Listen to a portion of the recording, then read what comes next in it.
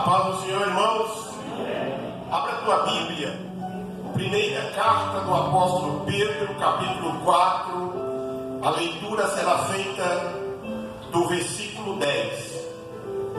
Que diz assim o texto sagrado: cada um exerça o dom que recebeu para servir aos outros, administrando fielmente a graça de Deus em suas múltiplas formas. Versículo 11 também.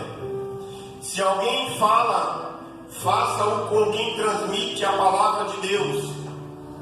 Se alguém serve, faça-o à força que Deus provê, de forma que em todas as coisas Deus seja glorificado mediante Jesus Cristo, a quem seja a glória e o poder para todos sempre.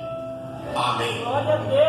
Querido Deus, Pai amado, Criador dos céus e da terra, adoramos e glorificamos o Teu nome, Senhor. Bendizemos a Ti, ó Deus, sobre todas as coisas. E nesta manhã de sábado estamos aqui para Te adorar, através da ministração da Tua palavra, porque já temos Te adorado no momento do estudo da palavra, da escola bíblica. Te adoramos no momento da oração e dos louvores, Senhor. Eu peço a Ti, ó Deus, que Tu venhas falar com cada um de nós nesta manhã. A Tua palavra, que é o alimento espiritual, venha trazer, venha alimentar a Tua igreja nesta manhã, Senhor. Tira-nos, ó Deus, toda a preocupação, em o nome de Jesus Cristo, mas que o poder do Teu Espírito Santo, que é a marca da Tua igreja, Senhor, faça-se presente nesta manhã. Em o nome de Jesus Cristo, nós oramos e Te bendizemos e agradecemos. Amém e graças. E eu quero conversar com você, meu amado irmão e irmã, depois deste breve relato, falando sobre um povo, uma missão e suas múltiplas formas. O apóstolo Pedro, na primeira carta, no capítulo 4, no texto que nós fizemos a leitura, ele diz assim: ó, cada um exerça o dom que recebeu para servir aos outros, administrando fielmente a graça de Deus em suas múltiplas formas. A igreja de Cristo tem sido conduzida pelo Senhor nestes anos. Somos uma igreja unida pela ação do Espírito Santo, e nós recebemos um chamado para cumprir a missão de Deus na história, em vários lugares e diversas maneiras. O apóstolo Pedro, neste texto, ressalta que a igreja de Jesus, no passado, hoje e até a vinda de Cristo, deve cumprir a sua missão em diversas épocas, atuações e fidelidade para sempre. Atos capítulo 2 diz para nós que os discípulos perseveravam, a igreja perseverava na doutrina dos apóstolos, ia de cidade em cidade pregando o evangelho, e a cada dia o Senhor acrescentava aqueles que iam sendo salvos. Então, meus amados irmãos, em primeiro lugar, Deus tem um povo. É verdade ou não é? Deus tem um povo. Pedro escreve esta carta para que esta circulasse nas comunidades eclesiásticas da província romana, da Ásia Menor. E o apóstolo Pedro traz para nós o conteúdo desta verdade, para que a mensagem fosse espalhada pelo povo de Deus ao mundo inteiro. Entre judeus e não judeus, Deus estava formando um só povo. Está lá em Efésios capítulo 2, verso 14. Os Efésios também diz que há um só povo, um só Senhor e uma só fé.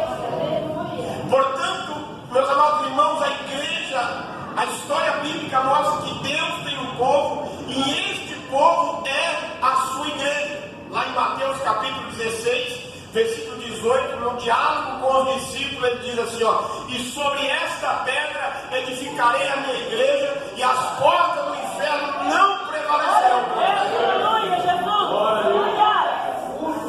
O apóstolo Pedro inicia o capítulo 4 destacando que os méritos da igreja é de Jesus Cristo. O homem passa, a mulher passa, as gerações passam, mas se a igreja for verdadeiramente de Jesus Cristo, ela vai permanecer até o fim. Pedro mostra para nós que Jesus traz a sua vitória sobre o pecado, o triunfo sobre a morte, para que o alcance da mensagem fosse: com seu sangue, ele comprou pessoas de todas as tribos, povos, línguas e nações. Apocalipse capítulo 5, versículo 9. Há um outro texto também, irmãos, em Apocalipse, que diz que diante da visão do apóstolo João, ele vê uma multidão com palmas na mão, adorando ao eterno Deus, adorando ao Criador. Aí eu te pergunto nesta manhã: João viu uma multidão, você se enxerga no meio dessa multidão? Você se enxerga no meio dessa multidão?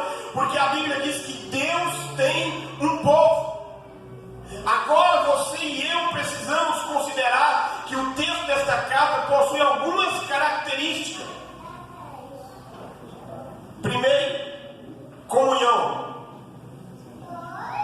A comunhão da igreja de Cristo, daquele homem e daquela mulher que foi lavado pelo sangue de Jesus. Onde você chegar, você tem comunhão. Onde você chegar, os irmãos conversam, as irmãs conversam entre si, parece que já conhecem há 20, 30 anos. Comunhão, Pedro está dizendo. E aí Pedro está dizendo para nós que os pagãos ficam admirados com a forma que o povo de Deus vive. A igreja de Cristo é marcada e deve ser identificada pela comunhão. Depois nós chegamos lá no Pernambuco. Aí eu fui, congregamos no domingo à noite, na quarta e no sábado. Foi no sábado, o último sábado do ano. Aí eu ministrei a palavra de Deus no sábado. Só que na semana seguinte, na quarta-feira, nós já vinhamos. A gente vinha embora.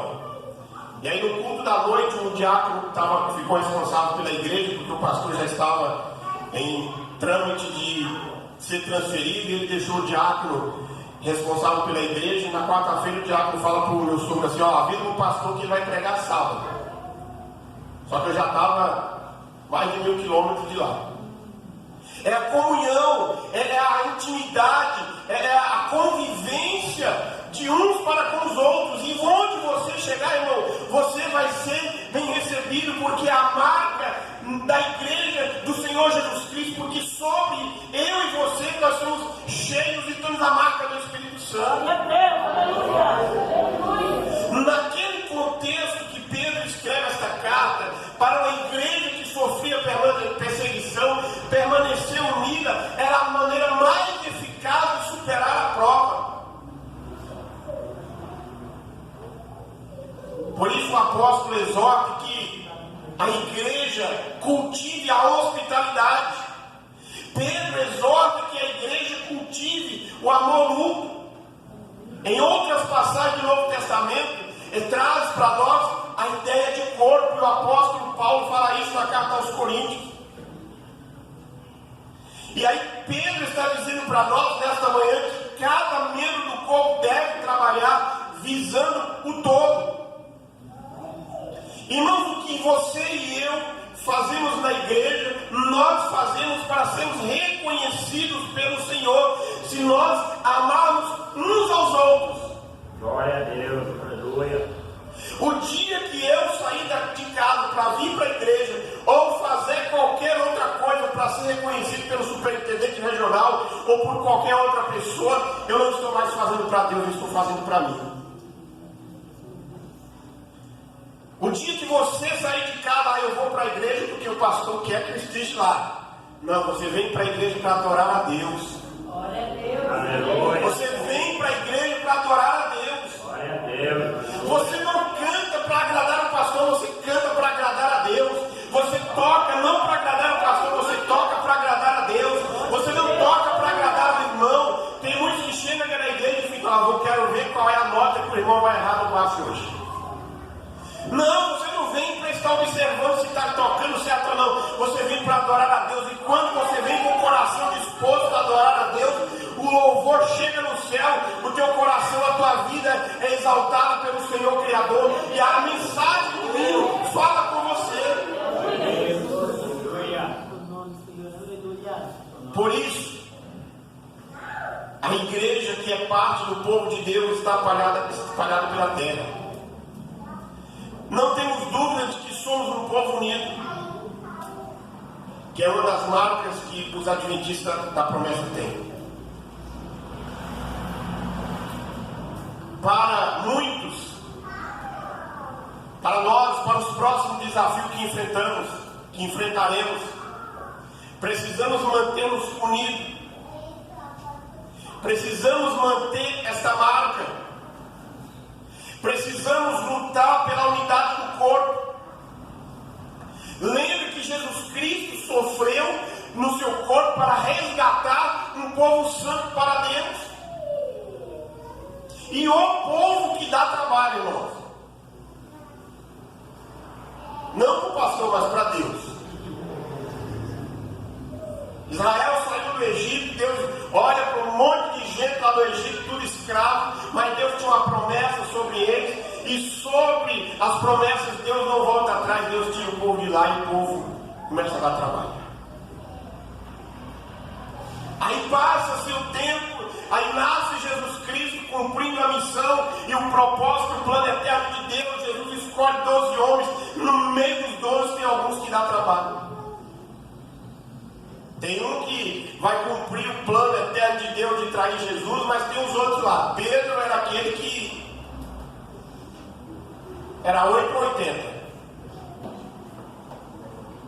Aí tem outros lá que olham para a cidade de Samaria e falam: Senhor, quer que a gente ora e pede fogo do céu para destruir os samaritanos? Jesus, calma, não é água de pessoal. Esse trabalho não é seu não, vocês têm que amar os samaritanos. Aí Jesus vai caminhando com ele, vai passar pela cidade de Sicar, próximo de Samaria. Aí eles mandam, vai lá na cidade comprar alimento. Aí Jesus fica, está conversando com a mulher samaritana. Quando ele chega e fala: meu Deus, será que esse mesmo é o Messias? Está conversando com a mulher pecadora samaritana. Aí Jesus depois vai dizer para ele: permaneça na cidade até que do alto vocês sejam revestidos de poder. Aí Atos, o anjo, Jesus fala para ele: vocês vão pregar o evangelho em Jerusalém. Aí ele fala Samaria. Aí ele diz: meu Deus, temos que amar o Samaria. E a história vai caminhando desta forma, porque Jesus morreu para resgatar o povo santo. Jesus morreu para trazer unidade da igreja. Aí a minha e a tua responsabilidade, irmãos, é permitir que semente de discórdia não germine no meio da igreja. A minha responsabilidade, a tua responsabilidade é não permitir que as divisões aconteçam, que os partidarismos aconteçam. Deus tem um povo e este povo está unido em um só propósito. Deus tem uma missão. O propósito da igreja, da existência da igreja, é a missão de Deus no mundo. Deus tem uma missão e Ele criou a igreja para cumprir esta missão. A missão é de Deus. Você como igreja, nós estamos inseridos nesta missão e nós somos chamados para cumprir a missão de Deus. Volta a tua Bíblia aí na leitura que a diaconisa fez na introdução do culto. para você entender. Jesus diz assim, ó, então Jesus aproximou-se deles e disse, Mateus está relatando, aí Jesus fala, foi-lhe dada toda a autoridade nos céus e na terra. Aí Jesus fala, ó, Jesus diz que foi dada ainda a autoridade nos céus e na terra. Aí Jesus está dizendo para nós, vão, portanto, e façam discípulos em todas as nações, batizando-os em nome do Pai, do Filho e do Espírito Santo, ensinando a obedecer a tudo que eu ordenei a vocês, e eu estarei com vocês até o fim dos tempos. Jesus diz, a autoridade é minha, mas a missão é, eu criei a missão e vocês estão inseridos nesta missão, e a missão de vocês é ir e pregar o Evangelho. É por isso que o apóstolo Pedro começa o capítulo 4 chamando a atenção, chamando a atenção do povo de Deus para a vontade de Deus. E a vontade de Deus, irmãos, é que a igreja, se eu e você fazemos parte da igreja, nós venhamos nos manter o foco nesta missão. E Pedro, nesta carta, ele vai falar algumas razões, ainda nesse texto, algumas razões sobre esta missão. Ele vai dizer, ó, portanto, uma vez que Cristo sofreu completamente, armem-se também vós mesmos do mesmo pensamento, pois aquele que sofreu no seu corpo rompeu com o pecado, para que no tempo que lhes resta não viva mais para satisfazer os maus desejos humanos, e sim para fazer a vontade de Deus. Jesus veio ao mundo, Jesus chamou os seus seguidores, e eles foram chamados para esta mesma obra. Jesus é o exemplo de que a igreja precisa cumprir a missão, porque ele não, até aquele dia que ele se manifestou lá no deserto e que foi batizado por João, a partir daquele momento ele passou a cumprir a missão de Deus. Cada discípulo, cada apóstolo foi chamado para uma missão. E aí Jesus diz para nós assim, assim como o Pai me enviou, eu também vos envio. Estamos nós dispostos a cumprir a missão de Deus? Estamos nós dispostos a cumprir a missão de Deus? Porque Pedro exorta, achando-nos a atenção, dizendo que cada crente foi chamado para servir. Cada um exerce o dom que recebeu para servir os outros.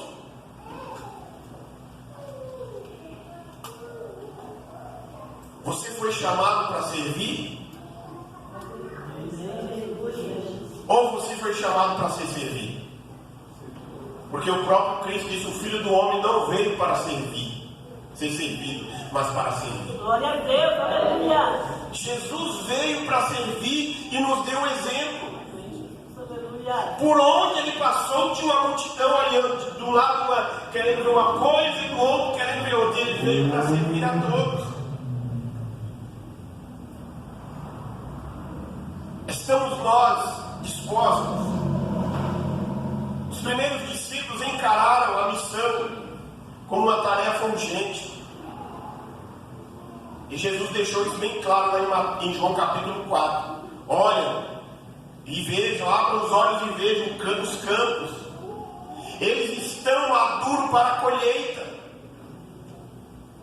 A igreja primitiva não esquecia as palavras de Jesus. Ele diz, eu voltarei.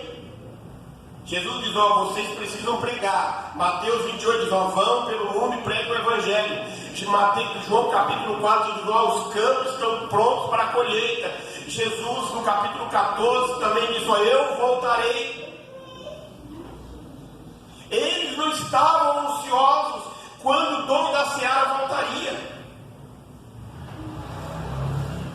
Aí para nós, a pergunta de Deus para nós nesta manhã é para mim, a pergunta é para mim.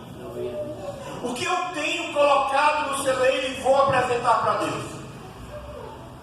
O que eu tenho colocado no celeiro? Folhas ou frutos? Eu tenho que colocar frutos. Eu tenho que cumprir a missão, e a missão é urgente. Precisamos então a cada dia entender que o principal efetivo cumprimento da missão, e esta é uma das características marcantes da Igreja de Cristo, nascida com foco. Irmãos, estamos reunidos, sentados, orando, cantando, falando em línguas, faz parte da adoração. Mas você olhou para o lado hoje, de onde você está sentado, e percebeu a falta de alguém que em 2023 estava sentado junto com você? E esta pessoa não está na sepultura, ela está sobre esta terra. É disso que eu estou falando. Não é dos que dormiram no Senhor, eu estou falando dos que estão vivos. Nós estudamos, nós buscamos conhecimento, nós oramos, nós cantamos, tocamos. Usamos o seguinte lema: somos a igreja do poder e da palavra.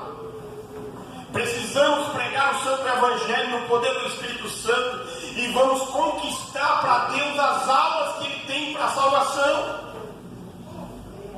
Porque quando Jesus vier na sua glória, no seu poder, será que nós vamos ter a mesma coragem de dizer, como o apóstolo Paulo falou lá em 2 Timóteo 4:7, combati o bom combate, completei a carreira, guardei a fé? Mas Deus tem as suas múltiplas formas.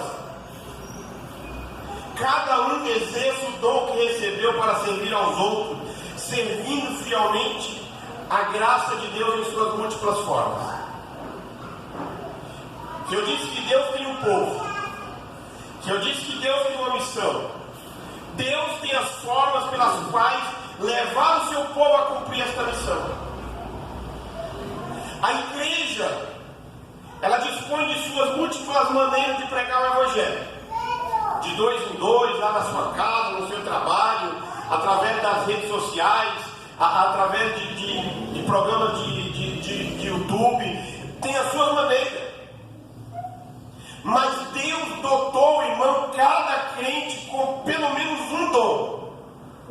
E o meu desafio e o teu desafio nesta manhã, irmão, eu preciso descobrir qual é o meu dom, para que eu possa exercer pela graça de Deus. Você já pensou para parar e pensar sobre isso? Qual é o meu dom na igreja Adventista da Promessa, no Jardim ABC? Qual é o meu dom? O que eu estou fazendo nesses tantos anos que eu sou membro da igreja? Se você nunca fez essa pergunta e está pensando no que eu te disse agora, qual é o dom que você tem, é hora de você botar o joelho no chão e perguntar: Senhor, mostra para mim qual é o meu dom. Eu não quero ser apenas mais um ali, Senhor, eu quero servir, e me diz de que forma eu posso te ajudar a servir para ajudar a tua igreja. Glória a Deus. Porque Deus, irmãos, Ele equipou os teus servos e os santos por sua graça.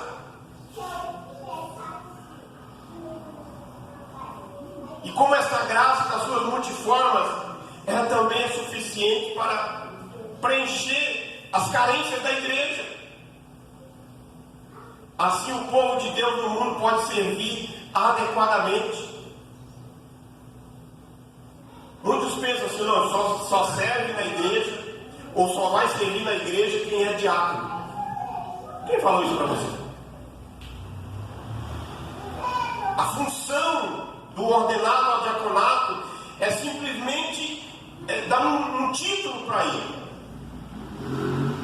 Mas na concepção da palavra mesmo, todos nós somos diáconos, porque nós fomos chamados para servir. E o diácono, a palavra diácono significa servir.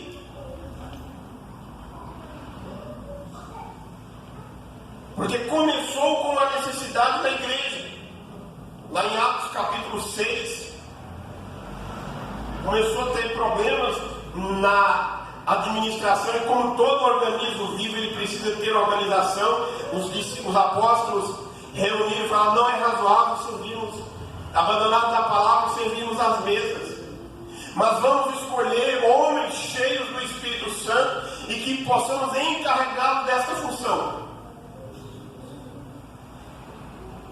Aí o que acontece? A Bíblia diz que o Espírito Santo manda escolher 7 cheios do Espírito Santo. Só que esses 7 foram tão entusiasmados e impactados com o poder do Espírito Santo e com o que estavam fazendo, que eles não ficaram somente servindo a mesa. Eles começam a pregar o Evangelho. Aí tem Estevão que é decapitado. Aí Filipe sai pelo mundo pregando. Aí lá na carta de Paulo aos Romanos, Paulo vai mencionar várias mulheres servindo a igreja do Senhor como diaconisa. Por isso, cada crente adventista da promessa é um missionário chamado para a obra de Jesus. Cada um de nós devemos colocar o dom que recebeu a serviço de todos, pois os dons que recebemos tornam-se dispenseiros da multiforme graça de Deus. Quem recebe de graça da parte de Deus. Ter um dom espiritual é como ter um depósito da graça. É transbordar de amor, é transbordar de atenção, é transbordar de cuidar, é transbordar de experiências espirituais com Deus. E assim, como instituição, cremos que Deus suprirá nossas carências para o cumprimento da missão. Por isso devemos administrar a graça de Deus nas suas múltiplas formas. Se é cantando, eu vou cantar direito. Eu vou dedicar, não vou dar regras aqui de algumas coisas que a gente aprende na aula na faculdade sobre música. Se é tocar, dá trabalho, dá. Já tentei, não consegui aprender, mas dói os dedos. É verdade ou não é? Quem toca teclado, se não tiver se tocou uma vez aqui, daqui 2 anos vai tocar de novo, sabe todas as notas, mas dependendo da quantidade de música, começa a dar câimbra no braço. É verdade ou não é? Se você toca, se você canta, se o teu dom, se você descobriu que o teu dom é de orar, irmão, você ora 1 hora, você ora 40 minutos, meia hora, sem se cansar. Porque Deus tem dado estratégia para que possamos trabalhar. Mas a minha preocupação, irmão, de muitos que hora que o pastor vai terminar o culto, porque eu preciso chegar em casa para almoçar e dormir um sono. Eu fui pastor numa igreja, irmão, que agora já é 11h35, já era para estar dando a bênção apostólica. Era. A mensagem não podia passar de 11h30, não. Quando o superintendente ou algum da diretoria visitar a igreja lá, essas pessoas não iam na igreja não, porque o culto terminava tarde.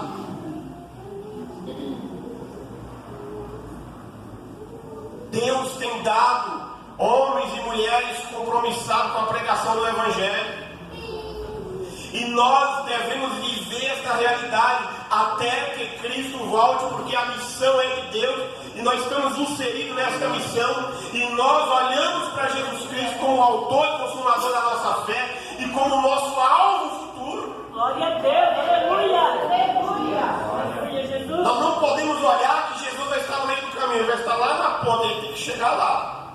Jesus, aleluia. É um exemplo que eu dei aqui esses dias, de quando os engenheiros vão construir uma estrada.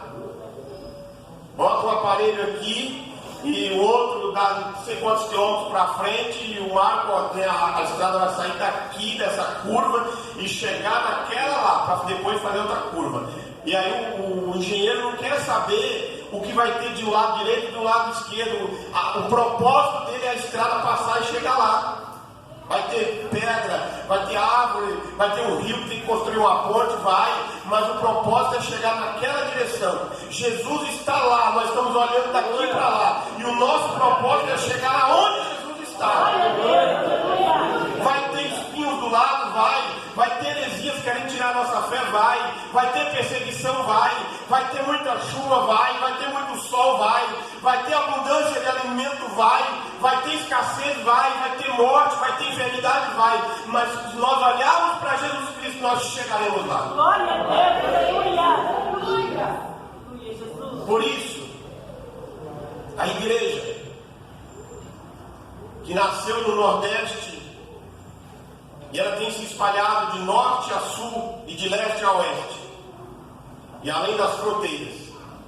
A igreja da qual eu e você fazemos parte, conhecida como Igreja Adventista da Promessa, que nós somos membros dessa igreja, nós possamos compreender claramente as verdades da palavra de Deus. Somos um povo unido. Somos um povo que está inserido no propósito de Deus no mundo. Somos um povo que tem realizado a pregação do Evangelho das suas múltiplas formas. Eu e você fincaremos novos marcos ao longo do caminho, pois cremos que a história da igreja não é a história do João Augusto da Silveira, a história da igreja de Jesus Cristo. E essa história continua. Passa por lutas, passa por dificuldades, passa por problemas, mas a igreja é do Senhor e ela vai continuar. Queremos ver a igreja grande? Queremos. Mas enquanto eu e você não vestimos a camisa desta igreja e amarmos este povo, nós não veremos a igreja crescer. Mas Deus é misericordioso e Ele tem derramado da sua graça no seu povo, e de vez em quando Ele acrescenta um. Por isso que eu e você, dependente do único Senhor, dependente do Senhor da igreja, dependente do Senhor que é dono da igreja, Jesus Cristo, aquele que é tudo em todos. Ele é tudo na minha e na tua vida. Glória a Deus, aleluia. Ele é tudo na minha e na tua vida. Então, meus irmãos, somos um povo, temos uma missão e tem as múltiplas formas para a pregação do Evangelho. Glória a Deus, aleluia. Se coloque em pé. Nós vamos orar. Aleluia, Jesus. Nós damos, Senhor, aleluia.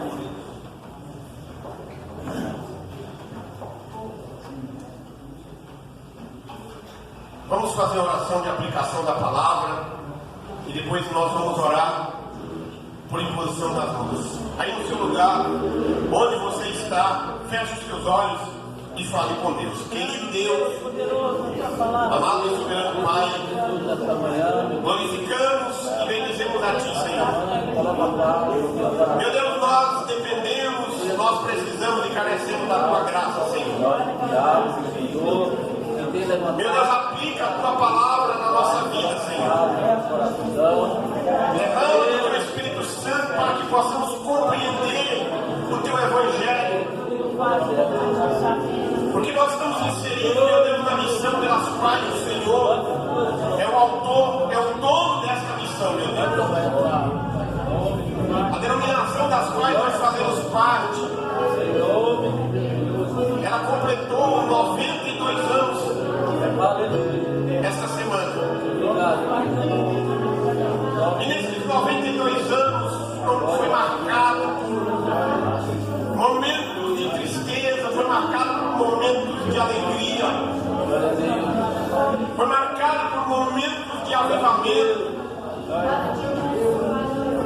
Mas a igreja segue, porque a igreja é tua.